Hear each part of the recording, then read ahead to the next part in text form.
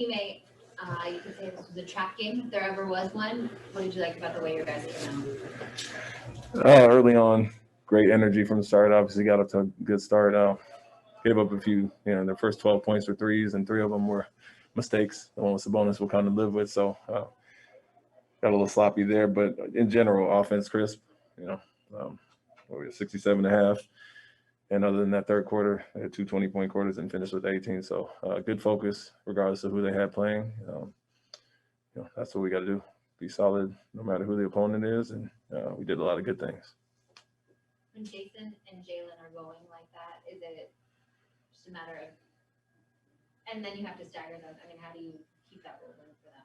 Yeah, we have a pretty set pattern rotation-wise, unless somebody is kind of on fire. And so it's good. I mean, it's especially when they're blitzing them and getting everybody else shots. Obviously, they are going at a high level, but everybody else will feed off them at some point. And so, just want to still stagger them. And not cool one guy down, but you can't run them both the whole quarter. And so somebody has to sacrifice, and they're fine with it, knowing they'll come back in a few minutes. Jason played 34. Was that just because he was so hot you wanted to keep him out there? Yeah, we extended the run when he was, going in the third quarter. And so where we would have got him out normally, we kept him in there knowing we had a pretty good cushion. And he's a one high guy in the 30s, to your point, because of that bench for Derek as well. But the bench played well. We could extend or take away from the other guys' minutes. And Grant, Payton, and Daniel playing a lot, but JT was going so well. We wanted to leave him a little bit there, but also be conscious of trying to keep him lower than usual.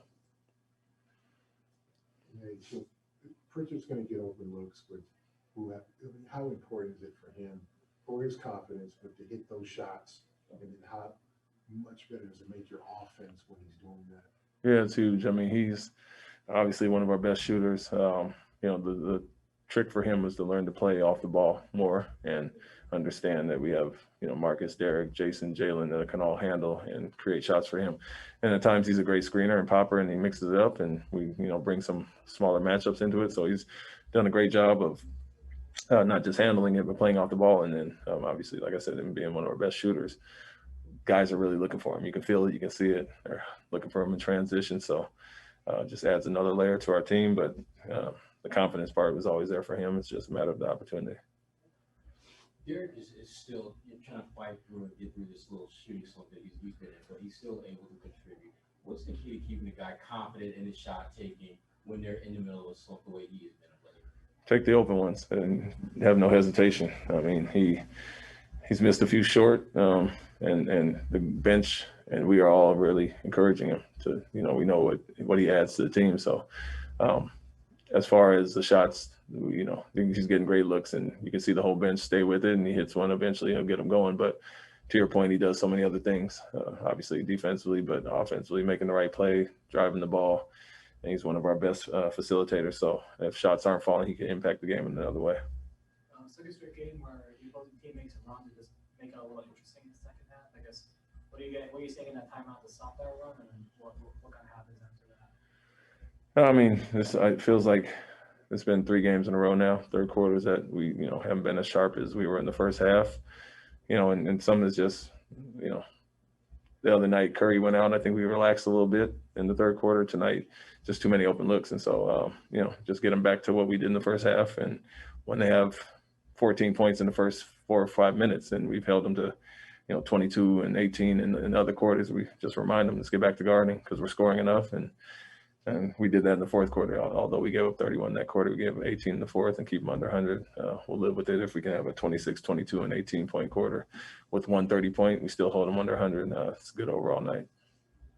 You mentioned keeping pretty set rotations unless guys get hot. What's the criteria for that for you? Is it just kind of a flow thing? Is an assistant coach give you a heads up on something hey, or we adjust this? How's that process? Yeah, we have a pretty much set to try to stagger guys, but we also know lineups that work well together, and at the same time we're trying to get Derek and Daniel in with different lineups to see them as well. So we have something going to the game with the plan and based on the opponent's lineups rotations as well. But if they're going hot, they'll ask me, what do you want to keep this? And obviously it's a field thing there. Nothing's set in stone. And when the guy is rolling the way Jalen was in the first quarter and Jason in the second, it's easy to extend them and kind of get back to what we want to do and still have those guys stagger. Just two quick things, going back to what you were saying about Payton, how much is the action that you're using a lot where the guards are kind of like crossing to set a screen for Tatum and flaring out, doing stuff like that to kind of get him moving away from the defense, help him as a shooter? It's been great. It's natural for him. Although he had the ball in his hands a lot in college and high school and everything else, he's really good at that and reading, but he also slips it, mixes it up, setting it. If we were on the cross match based on how the team's guarding it, or slipping out and gets his feet set quick. And so he's always a threat there. So Marcus is really good in the pocket as well. And I think all our guys are, and we've included Jason as being the screener at times too. They don't want to help off and he gets the pop or roll and mix it up. So that's been a good action for us. And then you brought up Jalen back in with about 5 minutes left, a pretty big lead. What is your threshold for when you consider it kind of garbage time or out of hand where you don't have to bring the rotation guys back in? At that point, I think it was 5:40 or so. Wanted to get him get us another minute or two without bringing the whole. I don't always love doing the wholesale substitutions. If I can, I'll try to sprinkle one guy in so it's not just a fresh unit of 5 guys in there. And so more so than anything, JT was cooking. He had a long run and just wanted to keep it up around 20 before we cleared the benches. You looked shocked by the tech that you got. Yes. Not to talk about any rest, how do you manage, support, balance the conversations that you're having? I mean, I know Marcus got pretty heated as well tonight with Graham. It was an interesting night as far as us being physical and how they were calling it. So we have to adjust to that, to how refs are calling it.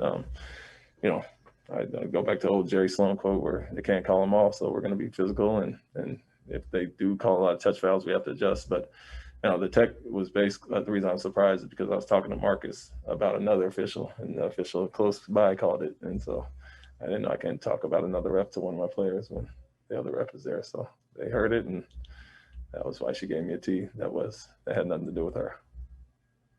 Thank you, man. Thank you.